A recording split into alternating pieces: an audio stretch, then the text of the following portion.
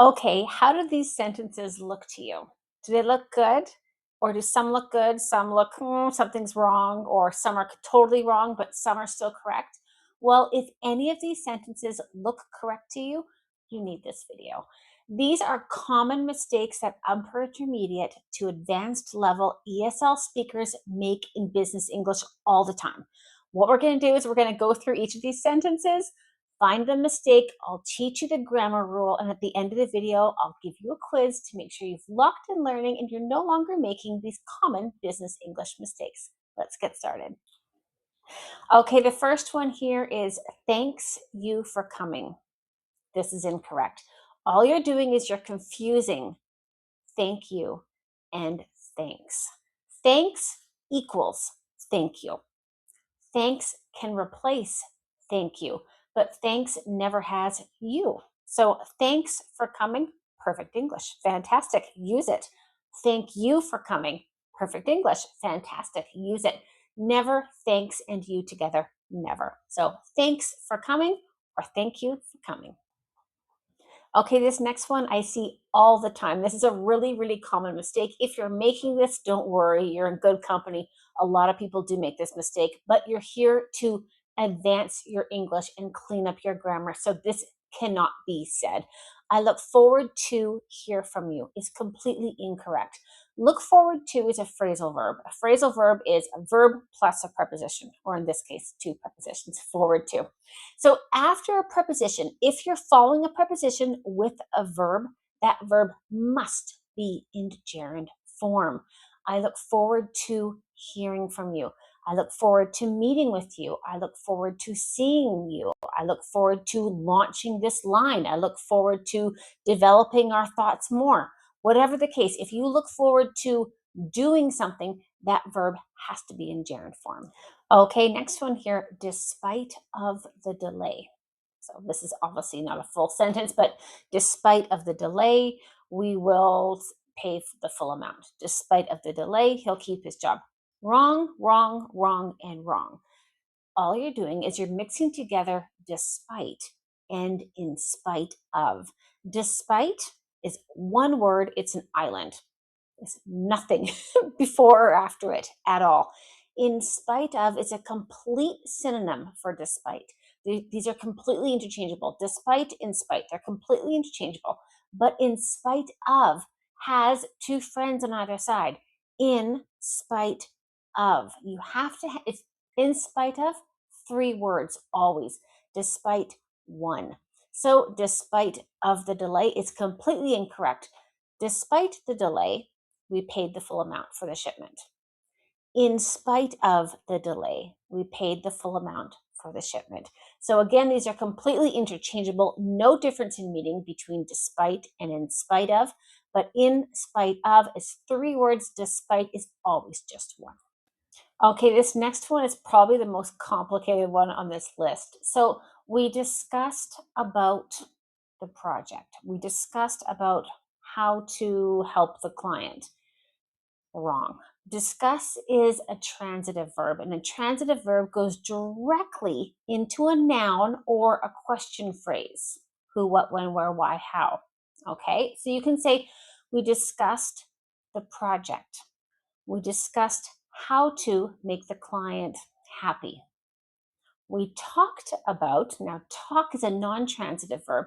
We talked about the project. We talked about how to meet the deadline.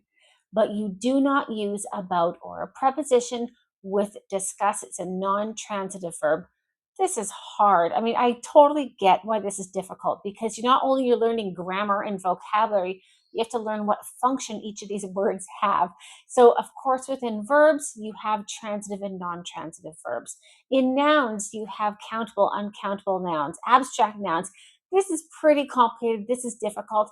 Best thing to do here is practice, practice, and practice. Don't forget at the end of the video, I do have a quiz for you to help you lock in learning with all of these rules. So you discuss something. Okay, next one here is another mistake with the preposition. So I met him on the meeting. No, you can't meet someone on a meeting unless you meet them on the roof of the building where the meeting was held. So when we have events in English, we use at. That's your preposition. I met him at the conference. I met him at the trade show. I met him at the meeting. I met him at the wedding. I met him at the party. If it's an event, you use at. You never use on. If you're quite advanced in English, you may look at this next one saying, this is obvious. This is an obvious mistake. But surprisingly, a lot of people do make this mistake. So you can't say more, better results. You just can't say it. Better is already comparative. And so you don't need more. Good, better, and best. So we need better results. These are better results. Now, you can use an amplifier, like an adverb, to kind of amplify better. So we need a lot better results. And I think that's where a lot of confusion comes in. We need a lot better results from your team. We need a lot better results from you. That's perfectly fine, but not more better. Better is already comparative. You don't need more there. Okay, last one here is less people attended. So this sentence obviously continues. Less people attended the event than we thought. Less people. Well, this is not correct. Fewer. People are countable. 1, 2, 3, 4, 5, 100 people. If it's countable, you don't want to say less. You want to say fewer. Fewer is for countable nouns. Less is for uncountable nouns. So I have less time than I thought I'd have. Time is not countable. I have fewer hours to complete the project. 1, 2, 3, 4. I can count hours. So we use less with the uncountable nouns, fewer with the countable nouns. Okay, let's do a little summary and then we'll jump into the quiz. The first one, thanks you for coming. No, thanks equals thank you. Thanks never has you with it. So thank you for coming. Thanks for coming. Never thanks you. Next one, I look forward to hear from you. That was incorrect because look forward to is a preposition. After prepositions, if you're going into a verb, it must be gerund. I look forward to hearing from you. Next one, despite of the delay. No, despite is an island. It needs no friends. Despite is on its own. Despite the delay or in spite of the delay. In spite of, 3 words. Despite, 1. Total synonyms, completely interchangeable. But despite does not have anything before or after it. Next one, we discussed about the project. No, discuss is a transitive verb. It does not take a preposition. We discussed the project. We talked about the project. Talked is non-transitive, but talk is non-transitive. But here we're focusing on discuss, and discuss is a transitive verb. It does not need a preposition. Next one, I met him on the meeting. No, events are with at. I met him at the meeting, at the conference, at the show, at the office, at the presentation. When you have an event, it is at.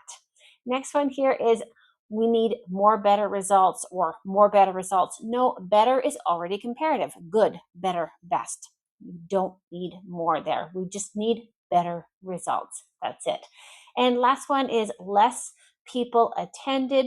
No, people, 1, 2, 3, 4, 5 people. People's countable. Therefore, we use fewer. So fewer people attended. Okay, here we go. Quiz time. I'm going to read you some sentences. I want you to use your knowledge of the rules, which I've just taught you, and use your ear to find, no, that doesn't sound quite right. When it comes to learning a language and really mastering a language, your ear, especially in English, which is full of grammar exceptions. I mean, you've been learning English for a while. If you're watching my videos, you're going to be upper intermediate to advanced. You know how English has rules, and then, well, that's an exception. The same goes here with all of these ones I'm giving you here. Of course, there's exceptions in English, so it's a really difficult language to master grammatically without developing an ear. And when I say developing an ear, I mean you hear a sentence and you're like, for some reason that doesn't sound right. I don't know why, but it doesn't sound right. Think about how you learned your native language. You didn't study a grammar book at 4. No, you just knew what sounded right and knew what didn't sound right. So the same thing goes here as you bring your English up to an advanced or upper or proficient level, or from upper intermediate to advanced and proficient. As you bring the level of your English up professionally, you really do need to embrace your ear. Your ear is your best friend. If something sounds wrong with your ear, chances are there's a mistake there. So, of course, you need grammar rules, but with all the exceptions that we have in English, I've never met a single person who knew all the grammar rules because there's so many exceptions. So, go through here. I'm going to read you sentences. Let your ear go, oh, that's not right. And then you think about the rule and what the rule could be. Okay, first one here. Let's get started. First one here is thanks you for taking the time to speak with me today. Thanks you for taking the time to speak with me today. Thanks you for taking the time. Well, thanks you is absolutely incorrect. Thank you for taking the time to speak with me today. Or thanks for taking the time to speak with me today. Okay, hopefully you got that one. Next one, I look forward to receive your feedback by Friday. I look forward to receive your feedback by Friday. I look forward to is a preposition. Receive is a verb. I look forward to receiving your feedback by Friday. This is a really common error. This one your ear may not catch because so many, even advanced level ESL speakers make this mistake. This mistake is out there everywhere in chats and online meetings, but it's wrong. It's completely wrong. I look forward to receiving your feedback by Friday. It has to go into a gerund if it's after a preposition. Next one, in spite the technical issues, the presentation started on time. In spite the technical issues, the presentation started on time. In spite the technical issues, the presentation started on time. Well, in spite, there's 3 words there. In spite of the technical issues, the presentation started on time. Or despite the technical issues, the presentation started on time. Remember, despite is on its own, in spite of is 3. Next one, we discussed about how to improve internal communication. We discussed about how to improve internal communication. That sound wrong? I hope it does, because if it doesn't sound wrong, I've not done my job here in this video. So we've discussed how to improve internal communication. We talked about, but we discuss something. You do not need a preposition there. Next one, I met the client on the conference last week. I met the client on the conference last week. No. If it's an event, you met the client at the conference last week. Remember, events we don't use on. And even on as a preposition of place is on the surface. So it just wouldn't make sense at all in any situation. On with time is very different. But when we use a preposition of place with on, it's really on top of the surface, on the table, on the desk, on the building, not at an event at all. Next one here is the new strategy produced more better outcomes than expected. The new strategy produced more better outcomes than expected. Well, better is already comparative. You do not need more.